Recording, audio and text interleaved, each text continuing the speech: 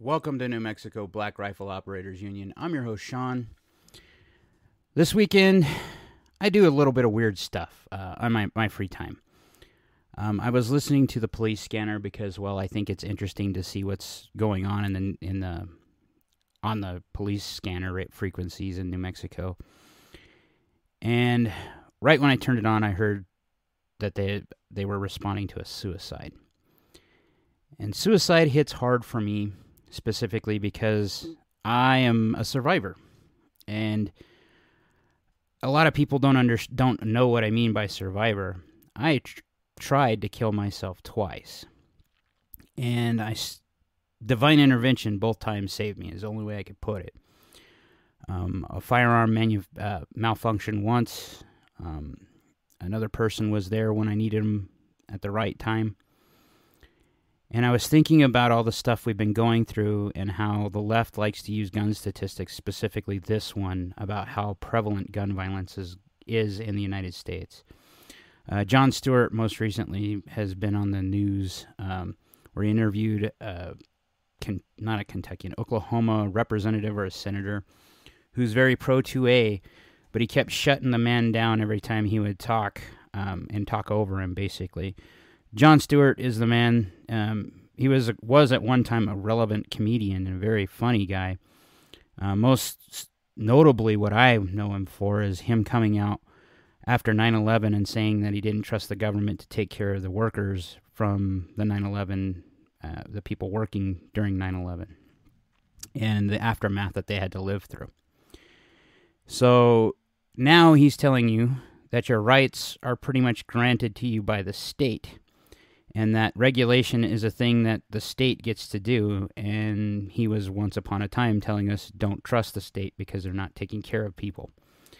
So Jon Stewart is a status ass as far as I'm concerned. He can roll it in a cone and screw himself, because he keeps using this statistic of how many people are killed by gun violence. Now, gun violence, when I think of gun violence, and most people, reasonable people, think of gun violence, they don't think of suicide. They think of those shooters, those quote-unquote mass shooters, those muggers, those people that are raiding people's homes. Those are who we think of when we think of gun violence. But the sad fact of the matter is 54% of all deaths, and this is from Pew Research, that are associated with firearms are from suicide. And it's something we need to talk about because it's an elephant in the room that I've even seen Tim Pool, an Iraq veteran, 8888, talk about again on Twitter. And as it's culturally relevant, I wanted to address this myself again. I do not believe anybody should ever have their firearms taken away from them, except temporarily when they're going through a bad spot in their life. I don't believe in red flag laws because I believe we had other laws on the books, like we can 5150, that means hold someone for 72 hours to have them get some help and see if they need further evaluation and further therapy. I think that would have been useful had my friends known about it for me. What I can tell you is depression is very temporary. My bouts of depression that led to those very bad thoughts usually revolved around some sort of relationship, and that it went sideways or south. And I'm here to tell you that as a survivor, things get better. You have to do a lot of mental work, but that work can be done. And no one's talking about this. Or if they are, they're always talking about how do we prohibit rights and how do we stop people from killing each other. And I'm more of the fan of keeping people around. Because during an argument this weekend, my daughter came out and said that she'd had these dark thoughts too. Now, I've known that, and I've done everything I could to keep her okay. But there's only so much anyone can do. If you are determined to kill yourself, you're going to do it. If there is any onus on the populace in general, it is that they see that you're in pain, and just out of the sheer humanity of the situation, they try to get you some help. Now, I'm all about bringing light to this because I've been here. I've been there. I know the very dark thoughts that creep in when you're all alone and you don't have anybody, or you don't believe you have anybody. And the only way that gets fixed is honestly with yourself. You know, there is no situation on earth that you should take a permanent solution to a temporary problem. This is a temporary problem. You know, you may have screwed up a lot in your life, or you think you screwed up. Nothing is unredeemable. You can come back from that. It may take some lumps on the head. It may take some financial help. It may take a lot of therapy to get your head right. But you can do it. And I'm not about to tell you as a status that the government has any right to take away your firearms. But as we've seen in society, how many veterans do we lose to suicide? And why is that? It's because they don't have anyone to talk to. And I'm here to say that it's time for people, all of us, to rally around our community, rally around our people, and simply ask the questions that we need to ask. Are you okay? And do you mean it when you say that?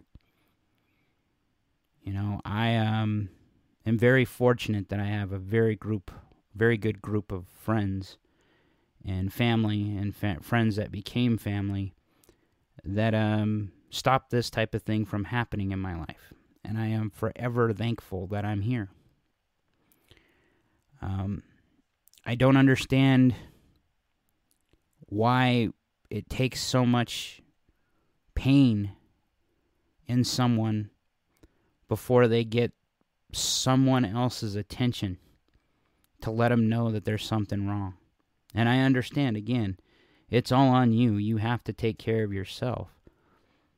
But at the same time, every now and again, we need to prop each other up.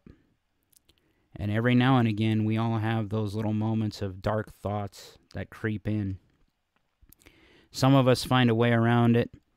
Some of us deal with stress very well. Some of us have other issues that were exacerbated by how we were raised. And we have a lot of baggage that you have to, or I had to get over, or not just get over, to deal with. Because if you don't deal with those skeletons in your closet, if you don't talk to someone, and you don't actually reach out to get help, no one else is going to be the wiser, because no one knows you as well as you do. So I'm telling you, I'm asking you, as a friend that you don't even know you had, to step out of yourself, talk to someone, and if you're really having those dark thoughts, put it away for a while. You don't need to be around a gun all the time. Guns make things easy. It is the most easy tool you can use for a lot of things. Don't let that be the scar that your family has to live with. Because I guarantee you, what's going to happen is your pain ended. But the pain you just inflicted on your family and your friends is eternal. And they're not going to get rid of that pain. They cannot replace you in no short order. So I'm telling you, while we hear Jon Stewart talking about how bad gun violence is, if we really want to focus in on something we can all do to save lives right now, and you're talking about the 2A, let's talk about how we're taking care of one another. You know, that really quiet person that isn't actually too vocal. Maybe they're processing a lot in their head, or maybe they're just an introvert. And it's easier nowadays to seek glory and fame on the internet than to reach out to your friend or your neighbor next door who's going through a hard time. And I think the world would be a better place, and we would have less of these so preventable tragedies from happening.